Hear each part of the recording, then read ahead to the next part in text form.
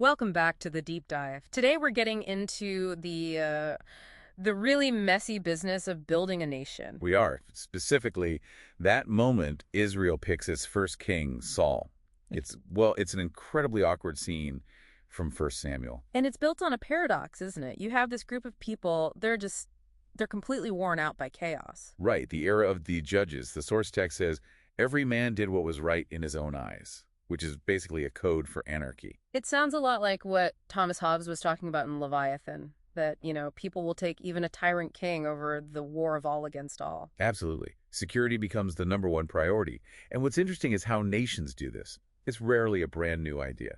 You mean they copy what works for someone else? Pretty much. Think about Kiev and Rus. They supposedly brought in a Viking, Rurik, Yeah. to get their act together. Or look at Bachi in Korea. Ah, right. The founder, Anjo, was the son of Gogurych's founder. You just borrow a successful model. But with Israel, there's a twist. They needed a king to fight off invaders, sure. But their biggest fear wasn't really external. It was internal. It was internal. They were terrified that a powerful tribe, like Judah or maybe Manasseh, would just take over and oppress everyone else. So they needed a king who could unite them, but who wouldn't be strong enough to crush them. That's a tricky balance. A very tricky balance. So Samuel gets everyone together at Mizpah, and before they even start, he gives this brutal warning. He basically tells them, by asking for a human king, you are rejecting God. He's trying to make them see the trade-off. But, the people want what they want, so they move forward with the selection. They cast lots. And it narrows down tribe by tribe, family by family, until it lands on one man, Saul, son of Kish. From the tribe of Benjamin? Wait a minute. Benjamin, weren't they the smallest, the weakest tribe? I mean, they were almost completely wiped out in an earlier conflict. Exactly, and that's the genius of it, or maybe the tragic irony. He was the safe choice. Safe, because his tribe was too weak to ever dominate the others. Precisely. They chose to minimize internal risk over maximizing external strength. Okay, so this is where it gets really human. They've picked their king, this tall, imposing guy. But where is he? He's nowhere to be found. They have to search for him, and they find him hiding. Hiding where? Among the baggage bundles, the luggage.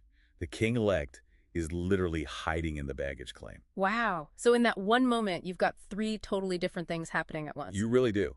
First, you have the people's view. They start cheering. Why? Well, he looks the part. He's tall, he's a giant, he looks like a general. He looks the part, and he comes from a non-threatening tribe. So for them, it's a win-win. They see the perfect practical solution. Okay, that's one. What's the second perspective? Saul's.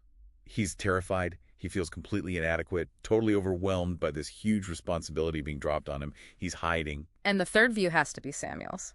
Yes. And Samuel isn't cheering. He's grieving. He's not focused on the immediate problem.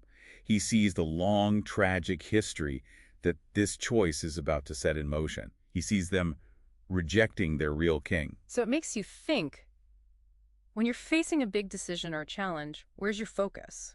Are you part of the cheering crowd, just looking for the quick, visible solution? Or are you like Saul, hiding from the responsibility because you feel like you're not up to the task? Or are you maybe trying to take Samuel's view, looking at the bigger picture, the long-term consequences of the choice? And here's the final thought on that. What's so powerful is that even when a person is paralyzed by that fear, even when they are literally hiding among the baggage, Yeah. the story suggests that the ultimate plan still moves forward.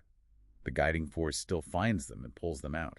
Their perceived weakness doesn't disqualify them. So you're found even when you don't feel ready to step forward. We'll dive into more next time on The Deep Dive.